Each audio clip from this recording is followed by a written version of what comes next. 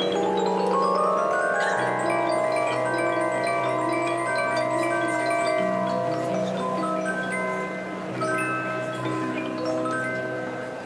the famous William Tell Overture. Doesn't it sound glorious? It does, yes. Is that one of your favourite tunes?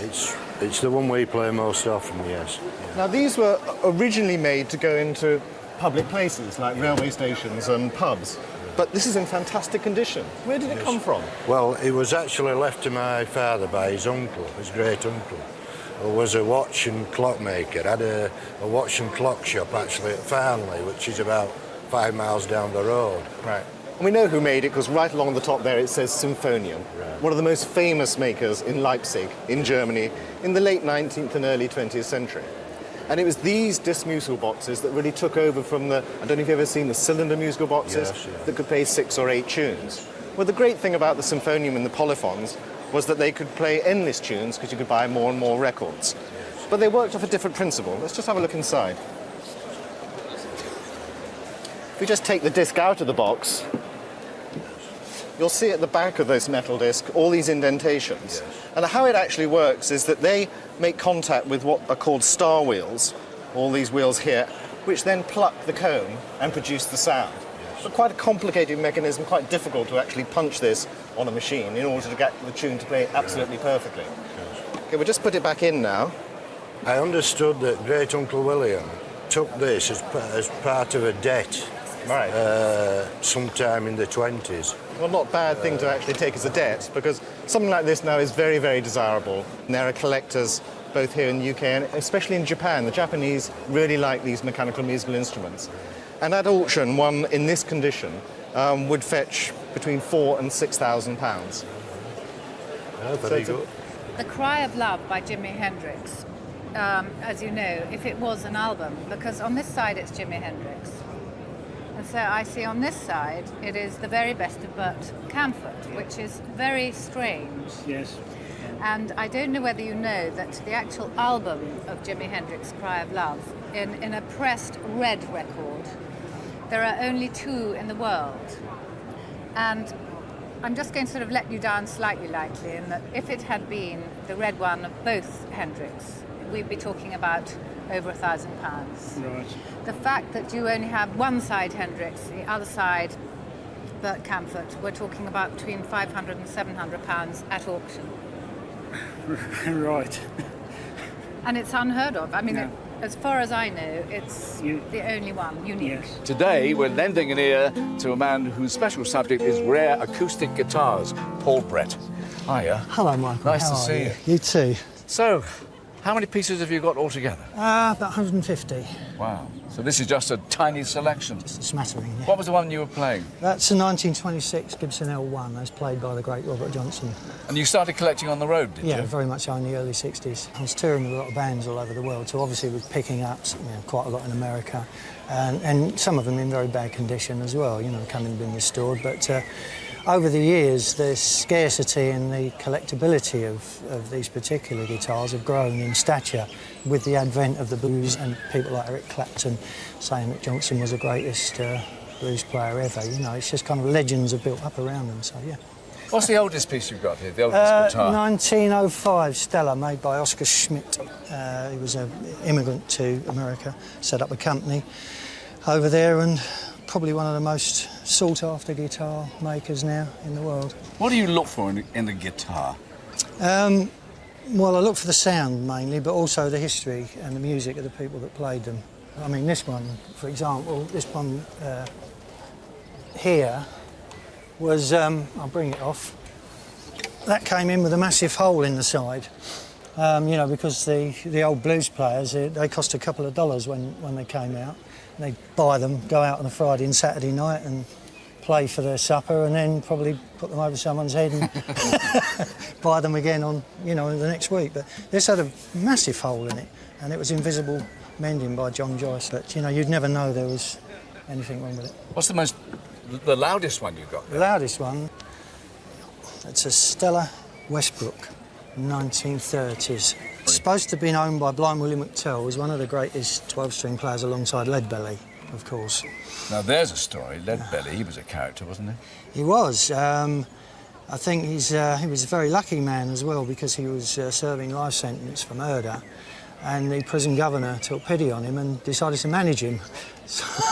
And they launched his career over the world. It was a very, very successful player. In fact, if it wasn't for Leadbelly, people like, I suppose, Lonnie Donegan wouldn't have come into being, because Lon did loads of his songs. And you played with him? Yeah, I played with Lonnie. Yeah. So? And we did, Lonnie did Rock Island Line, Pick a Bale of Cotton, all Leadbelly songs.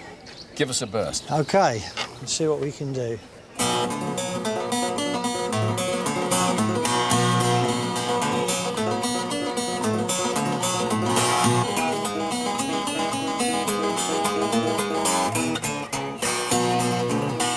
Well, it requires no great expertise from me to recognise this as a cylinder musical box. If we have a look at the case first, nicely figured in burr walnut with a half veneer, and rather nice little banding round the edge. Now let's open it up. I hope it's a music box anyway. Ah yes, there we are. Oh, that's a nice example, isn't it?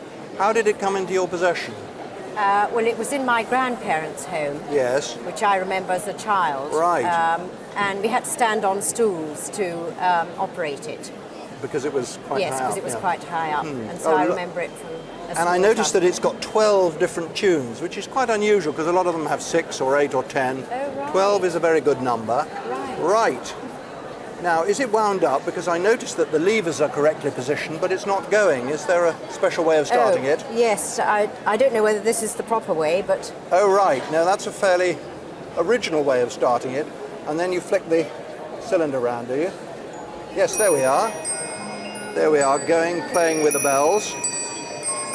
You can see the cylinder turning round in the middle, and perhaps we can turn it off. Have you got a special way of turning it off? I'm afraid we don't know how to turn it off. Oh, you don't know how to turn it off? Well, I guess if we stop the little wheel going round, then hopefully, yes, there we are, that'll be all right. Yes. The mechanism, I think, is absolutely remarkable, because if you look at the cylinder here, these pins would have been individually put on by whoever made it, and with 12 different tunes, you've got an astonishing number of pins, so really, it's almost a feat of engineering. Incredible. Do you know where it was made? Well, the only evidence we've got is that it's got Paris on it, so I imagine it's French. Well, I think not. I think it's because not? the vast majority were made in Switzerland. Right. It may well have been retailed in France or Germany, hence the French connection that Yes. you were associating Yes. it with. What about value? Have you had it valued? No, we haven't. No. No, we Well, have no idea. musical boxes are quite sought after these days by collectors. As I say, this is in nice condition, early example, 12 tunes. So you're probably looking at an auction value of perhaps £2,500 to £3,000. Right. Lovely example. Thank you for bringing it in. Thanks Thank you very much indeed. Thank you. The Beatles show. That warms the heart to see those signatures. Now, it says to Biddy, love from George Harrison. Are you that woman? I am. Tell me what you remember of that evening. Well, it was 1963. Yeah. I was sweet 16. I went to the Beatles concert Here in Scarborough? At the Futurist, Yeah. yes. It was a marvellous night. We had to queue for ages to get in. I sat 5 rows from the front. I couldn't hear them for screaming, Yeah. but I got their autographs due to my mother. How was that? Well, she was an usherette. It was her second job that she took in the evening. Yeah. And she asked an ambulance driver to get me the autographs, and he actually signed it. George Harrison, he was my favourite. Oh, was he? He was. He was the one who actually said to Biddy. Yes. He must have known. I don't know how he knew, unless my mother said, please get Biddy's autograph. I couldn't, I was in seventh heaven for the rest of the concert. Well, not only is it a great memory, but it's also valuable. Right. Because there are lots of people out there who are desperate for an early signed But what about concert the Biddy? programme. Doesn't really matter. People would change their names. Yeah, I didn't. And value, I would put it at around £1,500. It's a great object. And, well, as you say, a window on the past, but also something for the future. It is, yes. Thanks very much for bringing it. Thank you.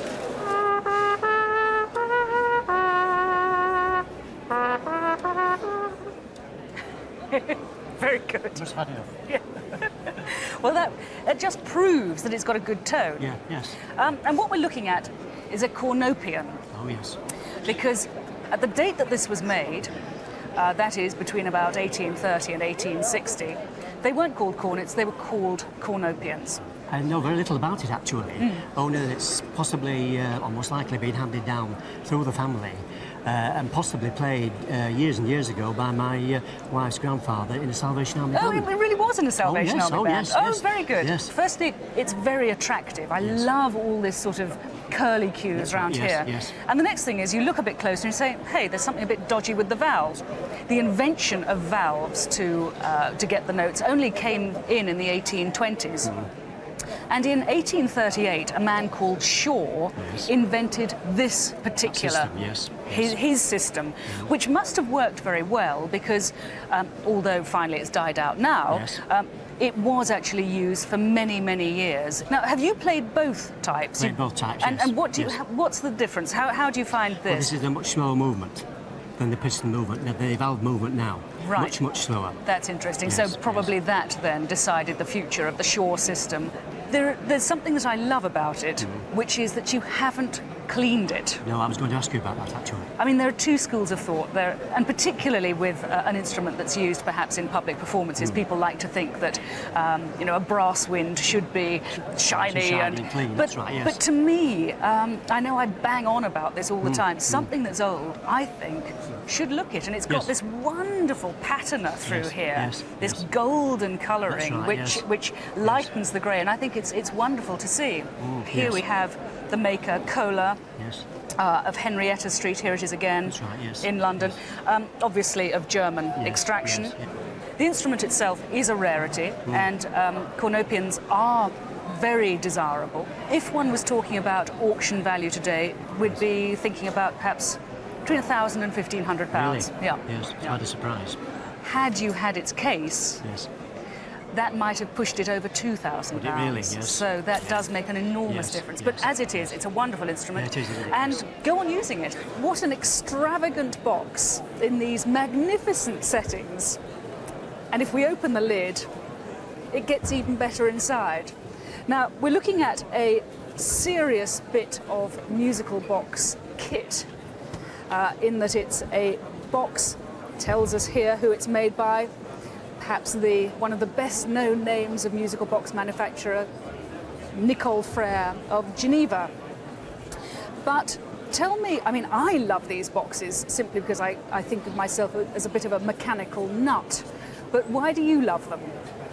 Well, I like anything mechanical, anything old, anything ingenious, and I admire the workmanship that went into them, all those years ago. So I have about 20 or 30 small musical boxes, but this is the largest one I have. And was it in this condition when you got it? Because it really is in fantastic I saw an state. advertisement for an auction over at Ferring, and this musical box was there. Persuaded my wife to let me bid for it, because she held the purse strings, and I think I got it for £100. My goodness, and how many years ago was that? About 28, 30 years ago. And what state was it in? It was in a very battered state, a lot of wormholes, which I had to fill. I've re-French polished it. I mean, the work that you've done is terrific. And of course, the fascinating thing about this box is, as it says on the tune sheet here, Voix Celeste, angel voices. We in England rather commonly call it an organ box, which I think a reed organ. I think Voix Celeste is such a wonderful description.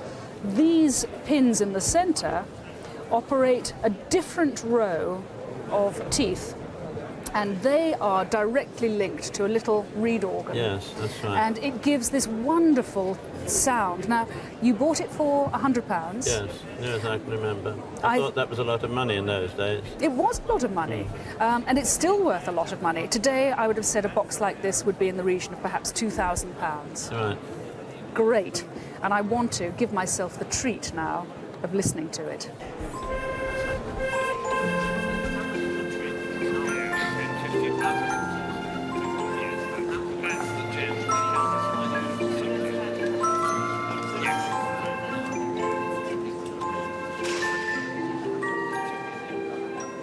Now, who is this handsome young man sitting on your knee?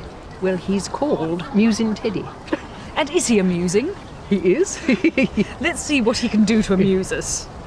Well, he's got a very sort of startled look in his eye, hasn't he? He's got this incredibly alive expression with these big eyes, and he's got a very completely bald muzzle. That's nothing to do with you, but this is how the bears were made, with what's known as a shaved muzzle. Oh, right. So all this lovely long mohair plush was shaved off to give him this sticky out and bald nose. Yes.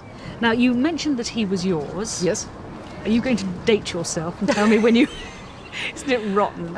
Nobody asks you to date something if you've bought a plate in, but as a bear, you've got to date yourself. I think he originated in 1928. Ah, well, that fits in. Because there are lots of indications here which tell me who he may be made by. Oh, good. Coming down to his arm, at the bottom here, the way that these claws are stitched is very idiosyncratic. It is something rings bells then for one particular maker. Yes. And then coming down to his feet, if you look at the bottom of his feet, you can see that they're narrower at the top and they bulge out. So they're sort of pear shaped like a fruit, like a pear. Pear-shaped feet. But what really makes me certain of who he may be made by is the fact that when I squeeze his tummy, you can hear a little musical melody. Is that something you used to do as a child? Yes, that's why he's called musing, which I couldn't say music. Musical Teddy. I see. That's great. Yes, it's wonderful. And that seems as if it has a complete tune. Great, and it's in good working order too. So I can tell you who he's made by. Oh, good. There was a man called Joseph Pittman, based in Nuremberg, and he registered a particular company name called Joppy, Joseph Pittman, Joppy, J-O-P-I, in 1922. Yes. And this is a Joppy bear. So everything about him screams that, and more particularly his tummy tells you that by that very particular hand-squeezed musical movement in his body. And value, what do you think? I don't know. Oh, go on, have a guess. A few hundred? As a guess? Certainly a few hundred. In fact, this particular type of bear has become incredibly popular with collectors, particularly when these bears are in really good condition, which I have to say yours is. And a few months ago, a bear just like this fetched £2,100. Really? So, that's where the market is, that's where the value is, and actually I think that's where the heart is. Absolutely.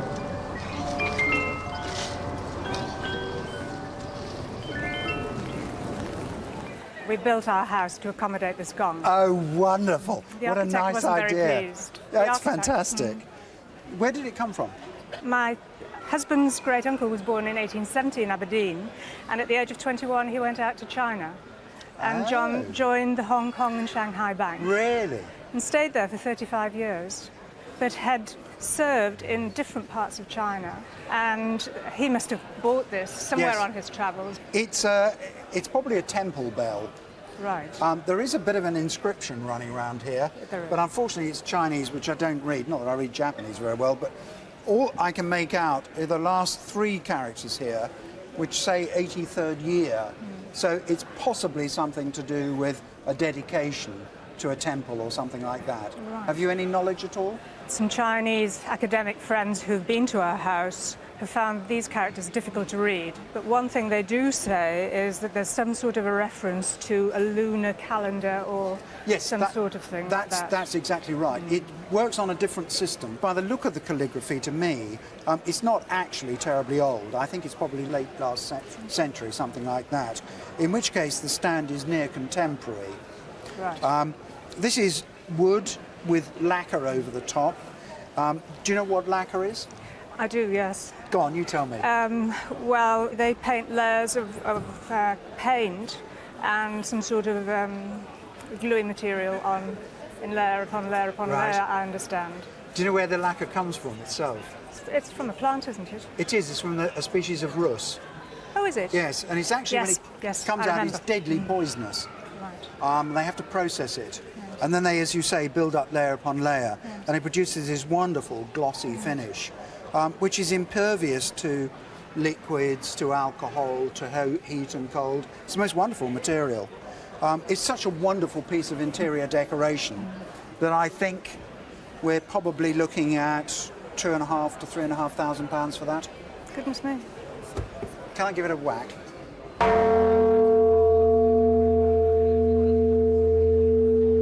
One thing particularly enchants me is this little pecking bird who tings away on the bells there, which you don't often see, so it makes quite an exceptional sort of musical box. This piece was actually made by George Bendon, an Englishman working in St. Croix, just outside Geneva, in about 1870. And you've kept it in the most remarkable condition. Obviously, you haven't played it a great deal. Today, its value is somewhere in the region of about £2,500 and £3,000 at auction. So very, very desirable. Indeed. Does it still play? Oh, yes. Oh, yes. So can we have a quick whirl? Yes. Okay. Nice. Here we go.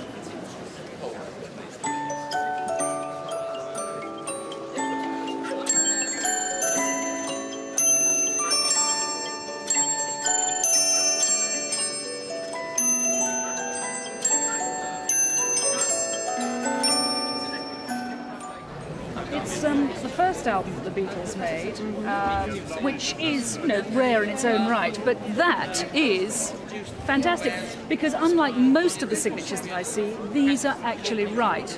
Now, you, Geraldine? No, I'm Colleen. My dad was a policeman, and he was a sergeant, and he was at... he used to protect the Beatles when they were at Finsbury Park Astoria, so he got to know them very well, and he asked them to sign it for us. It's fantastic. Yeah. It's valuable. It's going to be worth something in the region of £1,000 to £1,500. It's very, very good, rare and desirable. So well I can't done. let the kids play with it. Definitely not. It was left to me by my granddad some years ago when he died. There was a story that it used to belong to Edward Algar at some point, but unfortunately we've never been able to prove that. But that's just a family story. Well, that's an interesting connection. Do you know when it dates from? No, not really. I've never had it dated. The date is around 1835, 1840, so early Victorian times. And harps of this date tend to be of two styles, either Grecian or Gothic. And if we look at this one, we can see that it's very much in the Grecian style. You have here these carved gesso figures of the winged ladies going down to the fluted column and the typical Grecian lyre below. So very much in the Greek style. And over here, you have the swell pedal, which you press, and it opens the four apertures here, which is if you want to play the harp fortissimo. So if you want to make the sound that much louder. Well, harps were extremely popular in the late 18th and early 19th century, not only in this country but also abroad. Marie Antoinette was quite a harpist, and she popularized it in France. The Gothic harps tended to be more for the concerts, perhaps, the concert halls and the professional musicians, whereas ones like this, the Grecian harps, were more perhaps for family playing, and if you had a musical soiree in your Victorian home, someone would probably be playing the harp. I particularly like the decoration here, the way that it's painted red, and I think all the paint is original, and you've got the foliate decoration, and it's a very striking example of a harp. Do you have it on display anywhere or not?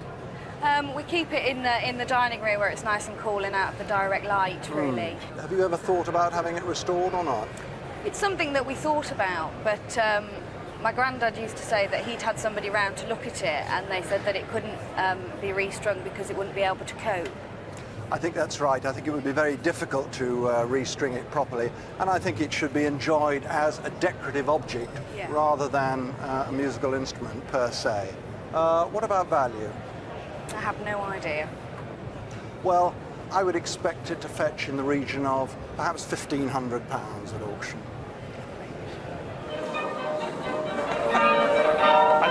That's all of dirt jig. Well, you could do one if you like. You dressed for it. Absolutely, yes. I think we've got the gist of it. Right, we've got the gist of it. That was his yeah. most famous song. Most famous. And here, This is the piano on which he actually composed and many others this were composed, song yes. on it. And I noticed that it says here, acquired by Jimmy Logan. By Jimmy Logan, who was the comedian. The famous Scottish comedian. From Lauder Hall. In 1966. In 1966. Yes, Lauder Hall was Sir Harry's last home just outside of Straven. Yes. He had several homes during his lifetime, but he retired to Straven with his niece Greta. Mm-hmm. And Greta was a great friend of my grandmother's.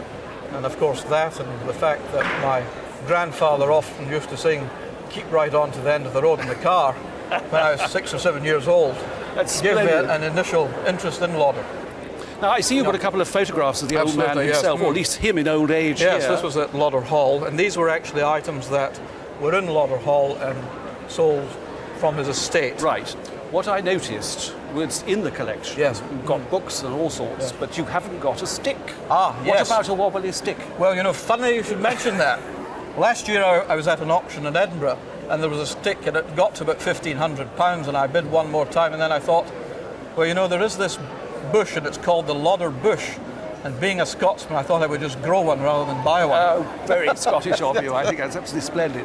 Well, it's an incredibly difficult thing to value. The piano itself, for example, is not a particularly valuable piano. No. But the Lauder connection absolutely makes it. Yes. And I think it would be wonderful if you actually put it up on display. Well, that's what we hope to do. Sir Harry Lauder. He was knighted after the war for his work for the war service. Yes, of course. Well, you've got well over £10,000 worth of stuff here, and it's been a pleasure looking through it. Well, thank you very much. Thank you. So you're going to be the frog.